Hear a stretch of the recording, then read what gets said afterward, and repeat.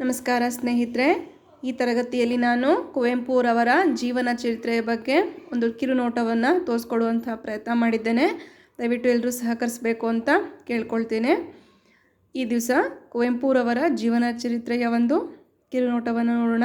ಮೊಟ್ಟ ಮೊದಲನೇದಾಗಿ ಅವರ ಬಾಲ್ಯದ ಬಗ್ಗೆ ನೋಡುವಂತಾದರೆ, ಕುಪ್ಪಳ್ಳಿ ವೆಂಕಟಪ್ಪ ಪುಟ್ಟಪ್ಪನವರು 29 ಡಿಸೆಂಬರ್ 1904 ಚಿಕ್ಕಮಗಳೂರು ಜಿಲ್ಲೆಯ ಕೊಪ್ಪ ತಾಲೂಕಿನ ಹಿರೇಕೊಡಿಗೆ ಎಂಬ ಹಳ್ಳಿಯಲ್ಲಿ ಜನಿಸಿದರು ಹಾಗೂ ಶಿವಮೊಗ್ಗ ಜಿಲ್ಲೆಯ ಕುಪ್ಪಳ್ಳಿಯಲ್ಲಿ ಒಕ್ಕಲಿಗ ಸಮುದಾಯದಲ್ಲಿ ಅಥವಾ ಕುಟುಂಬದಲ್ಲಿ ಬೆಳೆದರು. ಇವರ ತಂದೆ ವೆಂಕಟಪ್ಪ ಮತ್ತು ತಾಯಿ ಸೀತಮ್ಮ.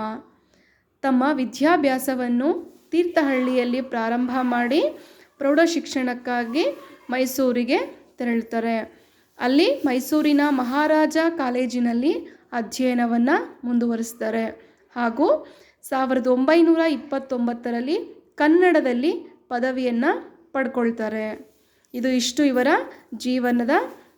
ಜೀವನ ಬಾಲ್ಯ ಹಾಗೂ ವಿದ್ಯಾಭ್ಯಾಸದ ಬಗ್ಗೆ ನೋಡುವಂತಾಯಿತು. ನೆಕ್ಸ್ಟ್ ಅವರ ಕುಟುಂಬದ ಬಗ್ಗೆ ನೋಡೋಣ.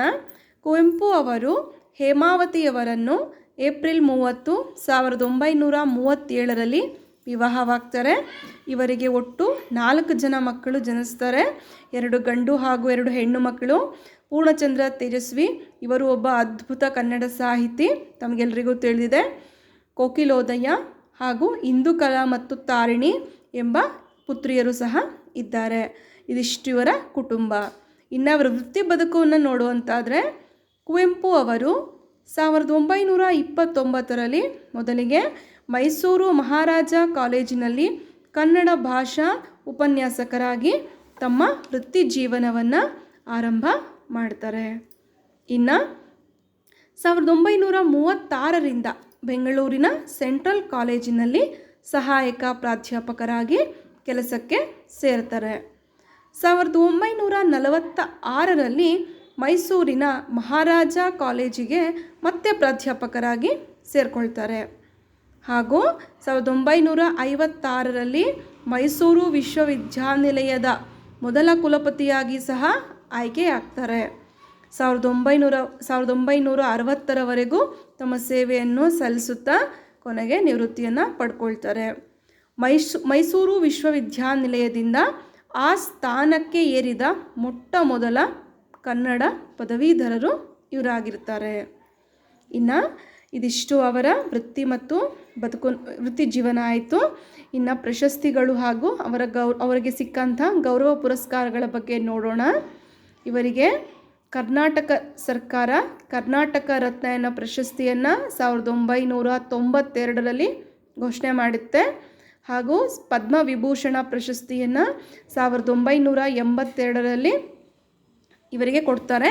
ಪಂಪ ಪ್ರಶಸ್ತಿಯನ್ನು 1987 ಇವರಿಗೆ ಕೊಡ್ತಾರೆ ಹಾಗೂ ಜ್ಞಾನಪೀಠ ಪ್ರಶಸ್ತಿ, ಇದೊಂದು ಅದ್ಭುತ ಕೃತಿಗೆ ಸಲ್ಲಿದಂಥ ಪ್ರಶಸ್ತಿ. ಶ್ರೀರಾಮಾಯಣ ದರ್ಶನಂ ಅನ್ನುವಂಥ ಕೃತಿಗೆ 1967 ಈ ಪ್ರಶಸ್ತಿ ಸಿಗುತ್ತೆ. ರಾಷ್ಟ್ರಕವಿ ಅನ್ನೋ ಬಿರುದನ್ನು 1964 ಇವರು ಪಡ್ಕೊಳ್ತಾರೆ. ಪದ್ಮಭೂಷಣ ಪ್ರಶಸ್ತಿಯನ್ನು 1958 ಗಳಿಸ್ಕೊಳ್ತಾರೆ. ಸಾಹಿತ್ಯ ಅಕಾಡೆಮಿ ಪ್ರಶಸ್ತಿಯನ್ನು 1955 ಪಡ್ಕೊಳ್ತಾರೆ. ಇನ್ನು ಇವ್ರ ಬಗ್ಗೆ ಮತ್ತೆ ಅಷ್ಟು ನೋಡೋದಾದರೆ, ಕನ್ನಡದ ಶ್ರೇಷ್ಠ ಕವಿಗಳಲ್ಲಿ ಅದ್ಭುತವಾದಂಥವರು ಇವರು. ಶ್ರೀರಾಮಾಯಣ ದರ್ಶನಂ ಇವರ ಜ್ಞಾನಪೀಠ ಪ್ರಶಸ್ತಿ ಪಡೆದ ಕೃತಿಯಾಗಿದೆ. ಈ ಕೃತಿ ಸತತ 9 ವರ್ಷಗಳ ಪ್ರಯತ್ನದ ಫಲವಾಗಿದೆ. ಇದು ಒಂದು ವಿಶಿಷ್ಟವಾದ ಅದ್ಭುತ ಛಂದಸ್ಸಿನಲ್ಲಿ ಮೂಡಿಬಂದಂತಹ ಕೃತಿಯಾಗಿದೆ. ಹಾಗಾಗಿ ಇದೊಂದು ಜ್ಞಾನಪೀಠ ಪ್ರಶಸ್ತಿಯನ್ನು ಸಹ ಈ ಕೃತಿ ಗಳಿಸ್ಕೊಳ್ಳುತ್ತೆ. ಇನ್ನು ಇವರ ಕೃತಿಗಳ ಬಗ್ಗೆ ನಾವು ನೋಡುವಂತಾದರೆ, ಕಾನೂರು ಹೆಗ್ಗಡತಿ ಈ ಕೃತಿಯ ಮೇಲೆ ಚಲನಚಿತ್ರ ಸಹ ಮೂಡಿಬಂದಿದೆ. ನಾಡಗೀತೆ, ನುಡಿರಾಣಿಯ ಗುಡಿ ಕುವೆಂಪು, ನೆನಪಿನ ದೋಣಿಯಲ್ಲಿ, ಪಕ್ಷಿ ಕಾಶಿ, ಬೆರಳ್ಗೆ ಕೊರಳ್, ಮಲೆಗಳಲ್ಲಿ ಮದುಮಗಳು ಇದು ಒಂದು ಅದ್ಭುತವಾದ ಕಾದಂಬರಿ. ಈ ಕಾದಂಬರಿಯ ಮೇಲೂ ಸಹ ಚಲನಚಿತ್ರ ಮೂಡಿಬಂದಿದೆ.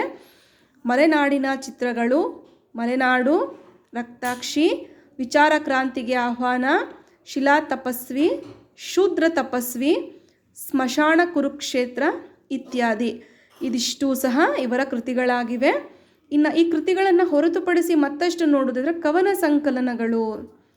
ಈ ಕವನ ಸಂಕಲನಗಳು ಯಾವುವು ಅಂತ ನೋಡೋದಾದರೆ ಕೊಳಲು. ಈ ಕೊಳಲನ್ನು ಇವರು 1930ರಲ್ಲಿ ರಚಿಸ್ತಾರೆ.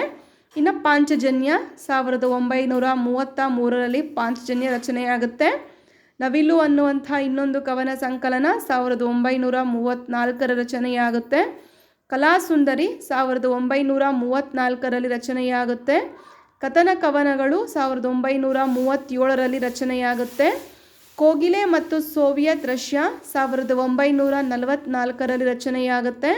ಇನ್ನು ಪ್ರೇಮ ಕಾಶ್ಮೀರ ಮತ್ತು ಅಗ್ನಿಹಂಸ ಇವೆರಡೂ ಸಹ ಒಂದೇ ವರ್ಷದ ರಚನೆಯಾಗುತ್ತೆ. 1946ರಲ್ಲಿ ಇವೆರಡು ಕವನ ಸಂಕಲನಗಳು ರಚನೆಗೊಂಡವು. ಇನ್ನು ಇವರ ಬಗ್ಗೆ ಮತ್ತಷ್ಟು ನೋಡೋದಾದರೆ, ಇವರ ಬಗ್ಗೆ ವಿಮರ್ಶೆ ಅಂತ ನಾವು ಮಾಡೋದಾದರೆ, ಕನ್ನಡ ಕಂಡಂತಹ ಅಗ್ರಮಾನ್ಯ ಕವಿಗಳಲ್ಲಿ ಕುವೆಂಪುರವರು ಮೊದಲಿಗರು. ಇವರು ಕಾದಂಬರಿಕಾರರಾಗಿದ್ದರು, ನಾಟಕಕಾರರಾಗಿದ್ದರು, ವಿಮರ್ಶಕರೂ ಸಹ ಆಗಿದ್ದರು ಹಾಗೂ ಚಿಂತಾಕಾರರು ಸಹ ಆಗಿದ್ದರು.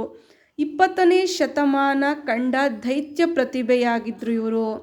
ಹಾಗಾಗಿ ಇವರನ್ನು ರಾಷ್ಟ್ರಕವಿ ಕುವೆಂಪು ಅಂತ ನಾವು ಕರಿತೀವಿ. ವರದ ಕವಿ ಅಂದರೆ ದತ್ತಾತ್ರೇಯ ರಾಮಚಂದ್ರ ಬೇಂದ್ರೆಯವರಿಂದ ಯುಗದ ಕವಿ, ಜಗದ ಕವಿ ಅನ್ನುವಂತಹ ಬಿರುದನ್ನೂ ಸಹ ಪಡ್ಕೊಂಡಂತಹ ಅವರಾಗಿದ್ದರು ಇವರು. ಇನ್ನು ಜಗತ್ತಿಗೆ ವಿಶ್ವ ಮಾನವ ಸಂದೇಶವನ್ನು ನೀಡಿದರು. ಹಾಗಾಗಿ ಕುವೆಂಪುರವರು ಕನ್ನಡ ಸಾಹಿತಿಗಳಲ್ಲಿ ಅದ್ಭುತವಾದಂತಹ ದೈತ್ಯ ಪ್ರತಿಭೆ ಅಂತ ಅನಿಸ್ಕೊಂಡ್ರು. ಇನ್ನು ಇವರ ಜೀವನದ ಅಂತ್ಯ ನವೆಂಬರ್ 11, 1994ರಂದು ಇವರು ತಮ್ಮ ಜೀವನದ ಪಯಣವನ್ನು ಮುಗಿಸ್ತಾರೆ. ನೋಡಿದ್ರಲ್ಲ ಸ್ನೇಹಿತರೆ, ಇದಿಷ್ಟು ಈ ದಿವಸ ಕುವೆಂಪುರವರ ಜೀವನದ ಒಂದು ಸಣ್ಣ ತುಣುಕನ್ನು ನಾವು ನೋಡಿದ್ರಿ. ದಯವಿಟ್ಟು ಇದು ಎಲ್ರಿಗೂ ಇಷ್ಟ ಆಗುತ್ತೆ ಅಂತ ಭಾವಿಸ್ತೀನಿ. Thank you for watching.